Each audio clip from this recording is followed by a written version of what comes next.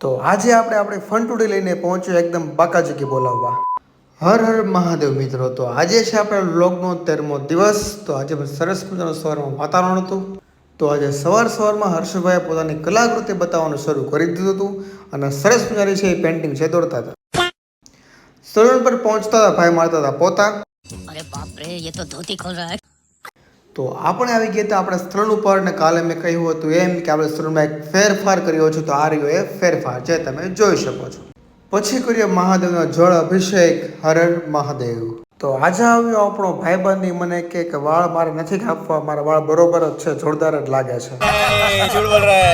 એ બોલતો તો ખોટું એટલે આપણે એને પકડીને બેસાડી દો ને સરસ મજાનો મુલેટ કટની અંદર આપણે એને ફેડ લુક છે એ કરી આપ્યો. જોવા રહ્યો એનો લુક. તો ભાઈને લુક ગમ્યો અને કર્યા એને સેકન્ડ. પછી આ ભાઈ અધ વચ્ચે આવીને સરખી કરતા હતા પોતાની મૂછો. જોઈ લ્યો. પછી આવ્યા આપણે આર્યનભાઈની નામને સરસ મજાના તૈયાર કરીને મોકલવાના હતા અમેરિકા. પછી આવી આપણે આ ભાઈ એમને કહ્યું કે મને ધોળો કરી દે, બાકી સમાજમાં મને કોઈ રહેવા નહીં દે. तुम्हारे जैसे लोग इस देश के लिए श्राप है. પછી આવી આપણે જયદીપભાઈ ને એને આપણે મીડિયમ ફેડમાં જે સરસ મજાનો સ્લોપ કટ છે એ કરી દીધો હતો. એના પછી આવવાના હતા આપણા ક્યુટ ક્લાયન્ટ, આપણા મોટું અને પતલું.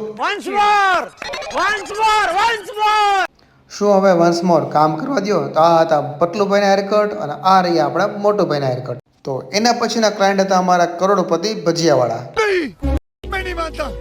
તો આખા દિવસનું કામ પતાવીને આપણે જવાનું હતું બહાર. તો ક્યાં આવ્યો છે એ તમને કાલે કહીશ. આ તો આજનો વ્લોગ કેવો લાગ્યો જરૂરથી કમેન્ટ કરજો અને ચેનલને સબસ્ક્રાઈબ કરજો.